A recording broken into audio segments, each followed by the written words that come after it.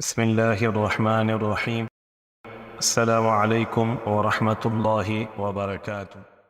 آج ہم ہود علیہ السلام اور ان کی قوم کا ذکر کریں گے اور اس قصہ میں جو اہم باتیں ہیں ان کے اوپر روشنی ڈالیں گے۔ ان اہم باتوں میں سب سے پہلے ہود علیہ السلام کا اپنے قوم کو اللہ کی طرف بلانا یعنی دعوت دینا، اس کے برعکس قوم عاد کا جواب کیا تھا۔ ایک شخص کو دعا کے بعد بادلوں کا انتخاب کس طرح کرنا پڑا، قوم عاد کی بربادی کی وجہ کیا تھی، عاد کا وفد جب دعا کے لیے مکہ روانہ ہوا تو ان کے ساتھ بیت اللہ کے اندر کیا پیش آیا، مرصد کا اپنی قوم کو نصیحت کرنا، قوم عاد کا بیت اللہ کے اندر دعا کرنا اور مرصد کو دعا سے روکنا، قوم عاد کی ہلاکت کس طرح ہوئی، ان کے اوپر کالے بادل کس طرح آئے، سب سے پہلے ایک عورت پر بادلوں کا عذاب کس طرح ظاہر ہوا، قوم عاد عذاب کے وقت ساحل سمندر پر کیا کر رہی تھی، ہود علیہ السلام اور خلیجان کا آپس میں کیا مکالمہ ہوا، حضرت ہود علیہ السلام کی عمر کیا تھی اور آخر میں قوم عاد کا انجام کیا ہوا۔ اس سے پہلے اگر آپ نے اس چینل کو سبسکرائب نہیں کیا تو پلیز اس کو سبسکرائب کر دیں اور بیل کا بٹن پریس کر دیں تاکہ اس سلسلے کی جو بھی نئی ویڈیو اپلوڈ ہو وہ سب سے پہلے آپ تک پہنچے۔ تو چلے شروع کرتے ہیں۔ قوم عاد 3 بتوں کی عبادت کرتی تھی، ایک کا نام صدا، دوسرے کا نام سمود اور تیسرے کا نام آباد۔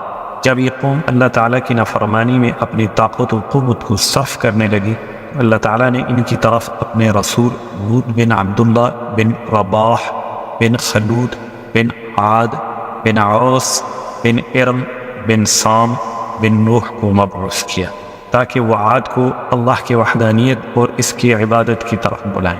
بعضوں نے ہود علیہ السلام کا نسب اس طرح بیان کیا ہے، ہود بن صالح بن ارفشد بن سام بن نوح۔ یہی لوگ ہود علیہ السلام کا دوسرا نام عابر بھی بیان کرتے ہیں۔ جب ہود علیہ السلام اپنی قوم کو اللہ کی وحدانیت اور اس کی عبادت کی طرف بلانے لگے اور انہیں کہا کہ کمزوروں پر ظلم نہ کریں، تو پوری قوم نے آپ کو جھٹلایا اور تکبرانہ لہجے میں کہنے لگے ضرور زمین پر ہم سے زیادہ طاقتور کون ہے۔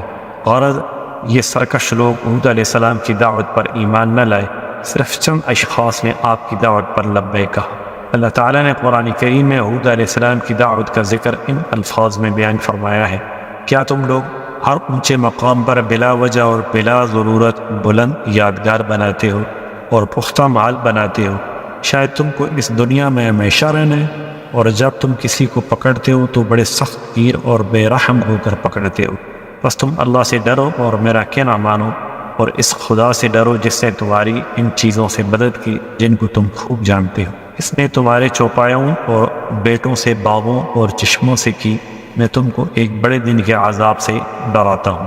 یہ آیت سورہ شعراء آیت نمبر 128 تا 135 کا ترجمہ ہے۔ یہ دعوت سن کر لوگوں نے ہود علیہ السلام کو جواب دیا جیسے قرآن نے یوں بیان کیا، اس کا ترجمہ یہ ہے، یہ سورہ شعراء کی آیت نمبر 136 ہے، تو نصیحت کر یا نہ کر ہمارے لیے سب برابر ہے۔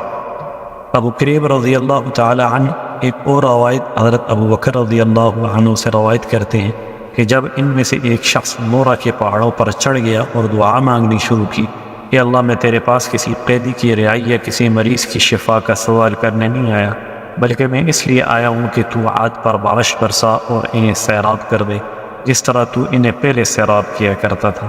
جب یہ شخص دعا مانگ کر اٹھا تو آسمان پر بادل آنے لگے اور اس شخص کو اختیار دیا گیا کہ جو بادل چاہے دعا کے لیے پسند کر لے، تو اب یہ شخص جو بھی بادل آتا اس کو دوسری اقوام کی طرف بھیج دیتا، یہاں تک کہ ایک سیاہ بادل آیا تو اس شخص نے کہا تو عاد کی طرف چلا جا اور وہاں برس، پس کسی منادی کرنے والے نے آواز دی کہ تو عاد کو راکھ کا ڈھیر بنا دے اور عاد میں سے کسی کو نہ چھوڑ۔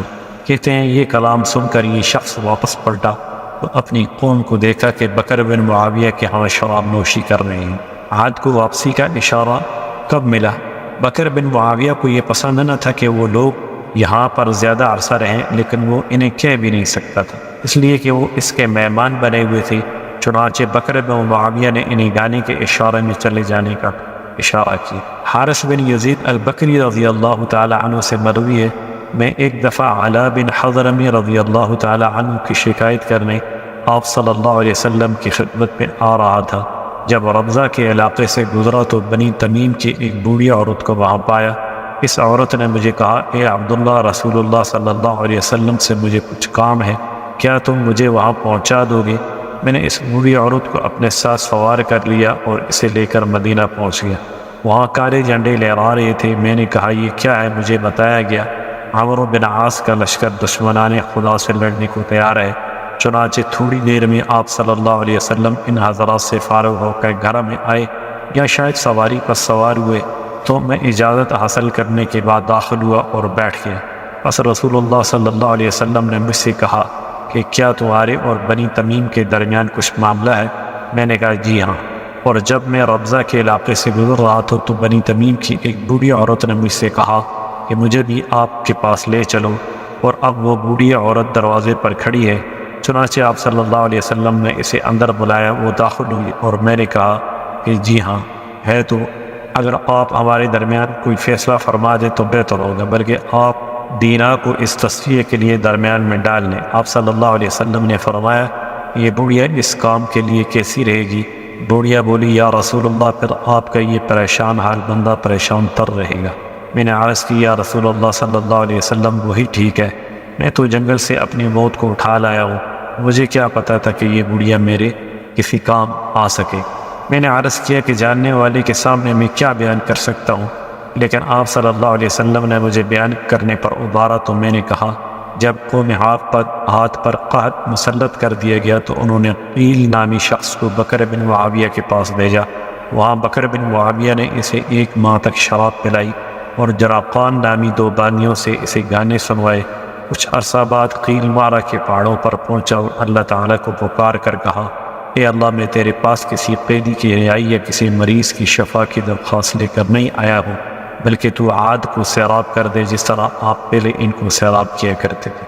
وہاں مانگتے ہی وہاں ایک سیاہ بادل آیا، اور کسی پکارنے والے نے بادل سے پکارا کہ تو انہیں راکھ کا ڈھیر بنا دے اور عاد میں سے کسی کو نہ چھوڑ۔ پھر عاد کے ساتھ وہی معاملہ ہوا جیسا کہ قرآن میں ذکر ہے۔ یہ سنتے ہی اس عورت نے کہا کہ تو بھی عاد کے اس شخص کی طرح نہ بن۔ کہتے ہیں کہ عاد پر ہوا کا عذاب بھیجا گیا، اور ہوا کا عذاب بھیجنے کے لیے ہوا کے خزانوں کا صرف اتنی مقدار میں منہ کھولا گیا جتنا کہ انگوٹھی کا حلقہ ہوتا ہے، یعنی صرف اتنی مقدار کے کھلنے پر کھجور سے لمبے قد والے اور انتہائی طاقتور لوگوں کو تنکھی کی طرح بنا دیا، اور خس و خاشاک کی طرح ہوا کے بہاؤ پر اڑنے لگی۔ ابن اسحاق سلمہ سے روایت کرتے ہیں کہ جب عاد پر قحط کو مسلط کیا گیا، انہوں نے 5 افراد کو منتخب کر کے ان میں سے ایک کے ساتھ کچھ لوگوں کو مکہ مکرمہ بھیج دیا تاکہ وہ ان کے لیے بارش کی دعا کریں۔ کچھ 17 افراد کا قافلہ 5 منتخب افراد کے معیت میں مکہ کی جانب روانہ ہوا۔ جب یہ چاروں افراد یعنی قیل بن عطر، لقین بن حزال بن حزیل بن عتیل بن سعد بن عاد، مرثد بن سعد بن عفیر، جیلمہ بن الخبری، معاویہ بن بکر کا خالو، نعمان بن عاد، فلاں بن فلاں، صد بن عاد، یہ سب مکہ مکرمہ میں معاویہ بن بکر کے پاس پہنچے تو اس نے ان کا بہت اکرام کیا۔ معاویہ بن بکر کا مسکن حرم سے باہر تھا۔ یہ تمام لوگ معاویہ بن بکر کے عزیز و اقارب تھے، کیونکہ معاویہ کی بہن عظیمہ بنت بکر کی شادی لقین بن حزل سے ہوئی تھی، جس سے 4 بیٹے عبید بن لقین، عامر بن لقین، عمیر بن لقین پیدا ہوئے۔ یہ سب عاد کی دوسری نسل سے۔ یہ لوگ معاویہ بن بکر کے پاس 1 ماہ تک شراب نوشی اور معاویہ کی 2 خوبصورت باندیوں سے گانا سنتے رہے۔ معاویہ بن بکر کو ان کا یہ طویل قیام ناگوار گزرا۔ بارش کے لیے اور جس مصیبت میں وہ گرفتار تھے اس کے دفع کرنے کے لیے ایک آدمی کو دعا کرنے کے لیے بھیجا تھا، اور یہ لوگ شراب نوشی اور عیاشی میں مست تھے۔ معاویہ بن بکر سوچتا تھا کہ میں ان کے ساتھ کیا معاملہ کروں، یہ میرے مہمان ہیں، صراحت کے ساتھ انہیں منع نہیں کر سکتا تھا۔ ہو سکتا ہے یہ لوگ سوچیں کہ معاویہ بن بکر ہم سے تنگ آ چکا ہے، حالانکہ وہاں عزیز و اقارب ہلاکت کے قریب پہنچ چکے تھے۔ بس معاویہ نے اپنے دونوں بانیوں کے سامنے یہ مسئلہ پیش کیا تو انہوں نے کہا کہ آپ لوگ ان لوگوں کو اشعار کے اندر یہاں سے چلے جانے کا اشارہ دیں، ہو سکتا ہے یہ لوگ سمجھ جائیں اور چلے جائیں۔ حرفت، زمر اور صد خمام کے تمام عاد کے قبائل ہیں اور عبود بھی انہی میں سے ہے۔ پھر انہوں نے معاویہ بن بکر اور اس کے والد بکر کو کہا تم مرثد بن سعد کو یہیں روکے رکھو اور اسے مکہ نہ آنے دینا، اس لیے کہ اس نے حود کی پیروی شروع کر دی ہے۔ جب یہ لوگ مکہ جانے لگے تو مرثد بھی معاویہ کے گھر سے نکل پڑا اور انہیں حرم میں دعا مانگنے سے پہلے یہ آ لیا۔ مرثد کھڑا ہوا اور اللہ تعالیٰ سے دعا مانگنا شروع کی، اے اللہ تو میری حاجت کو پورا کر دے اور مجھے اس وفد کی طرف سے بری کر دے۔